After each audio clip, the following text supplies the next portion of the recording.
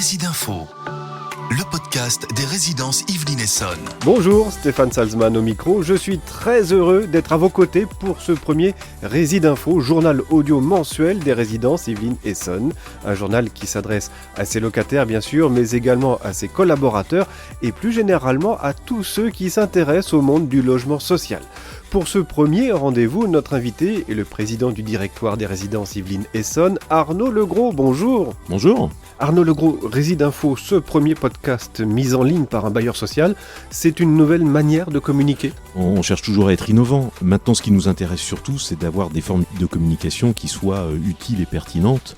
Ça nous permet de mieux faire passer nos messages, mieux expliquer ce que nous faisons au niveau des résidences. Arnaud Legros, vous restez avec nous. Nous vous retrouvons dans un instant pour poursuivre notre entretien et suivre l'actualité des résidences. Dans Résidinfo, nous aborderons aujourd'hui la prolongation de cette caisse de solidarité des résidences Yvelines Essonnes suite à la crise de la Covid-19, l'arrivée de CDC Habitat dans le capital des résidences, les loyers qui sont amenés à augmenter légèrement, on vous dira pourquoi, et puis quelques nouvelles livraisons des programmes immobiliers d'octobre. Résidinfo.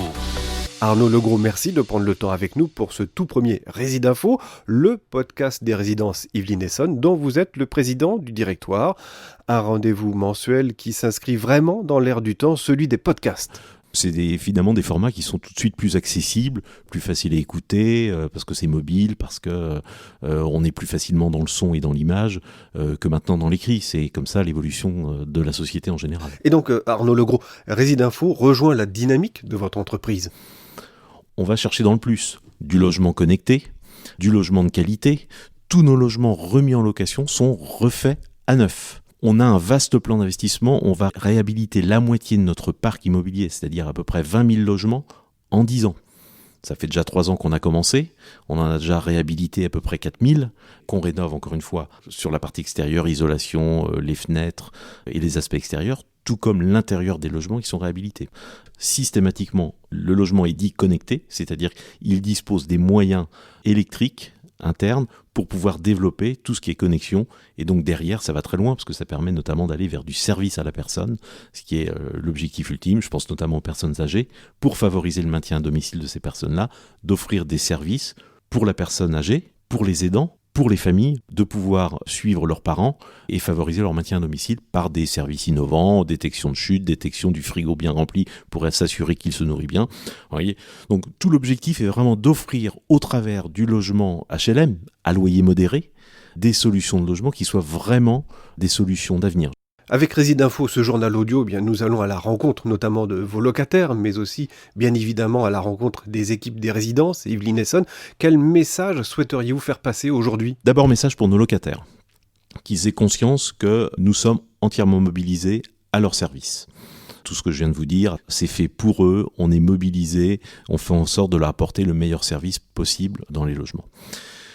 Et pour les collaborateurs des résidences, c'est leur dire qu'ils appartiennent à une belle entreprise, parce qu'elle a une mission qui est belle, héberger des personnes qui ont besoin de trouver des logements pour pouvoir y loger leur famille. Et belle entreprise, parce que c'est une entreprise qui, avec son actionnariat composé à la fois de collectivités publiques, les 2 départements Yvelines et Essonnes, et d'un acteur puissant du logement social, CDC Habitat, on est une entreprise qui a vraiment des moyens de son développement. Donc on est une belle entreprise d'avenir avec des solutions d'avenir suffisamment innovantes et ce podcast, j'espère, permettra aussi de traduire ces perspectives d'avenir et d'innovation. Merci Arnaud Legros pour toutes ces précisions. Merci. Résidinfo.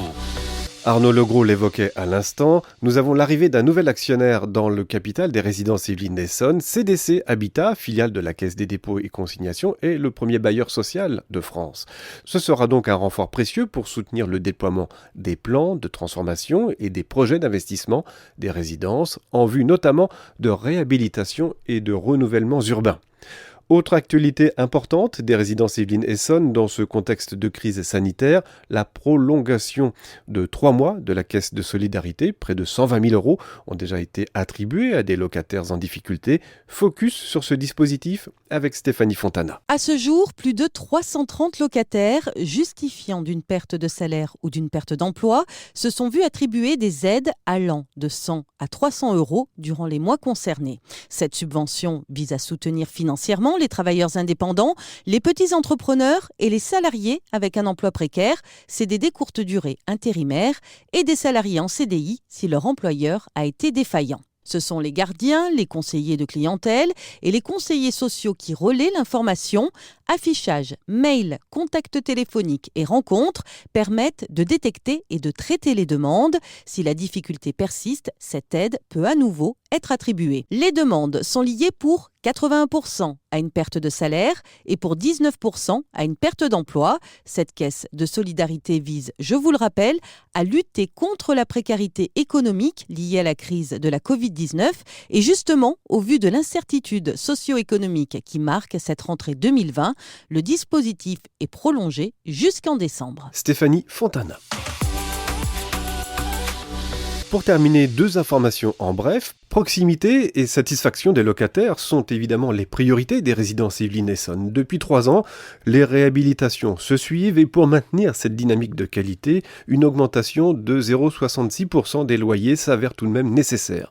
Pour les locataires qui ne perçoivent pas l'APL, cette augmentation représente environ 2,55€ par mois sur un loyer moyen des résidences qui reste plus bas d'une 50aine d'euros par rapport au loyer des autres bailleurs sociaux d'Île-de-France. Cette recette annuelle supplémentaire représente près de 925 000 €. Elle permettra aux résidences Yvelines Essonnes de financer la réhabilitation complète de 250 logements avec un apport de fonds propres à hauteur de 10%. Résidinfo. Ce mois d'octobre s'annonce également riche en livraison de programmes immobiliers, à commencer par 95 logements dans l'îlot 16 de Mantes-la-Jolie. Ce programme, le Jardin des 4 Saisons, est une maison Marianne. C'est une résidence intergénérationnelle, un lieu convivial pensé pour toutes les générations. Livraison également dans le centre du département des Yvelines de 53 logements à Villiers-Saint-Frédéric. La résidence du Bois est un programme qui souligne ce mouvement du HLM vers les zones rurales et périurbaines. Nous sommes là sur un site de grande qualité qui utilise des matériaux nobles, pierre, bois. La résidence du Bois de Villiers-Saint-Frédéric est située à proximité immédiate d'une forêt d'une 20aine d'hectares. À noter que 45 autres logements y seront livrés en novembre prochain. Voilà, c'est la fin de ce premier Réside Info. Merci de nous avoir écoutés. J'étais ravi d'avoir passé ce moment avec vous et je suis très impatient de vous retrouver le mois prochain. D'ici là, je vous souhaite une excellente journée. À bientôt. Résidinfo, le podcast des résidences Yvelines Essonnes.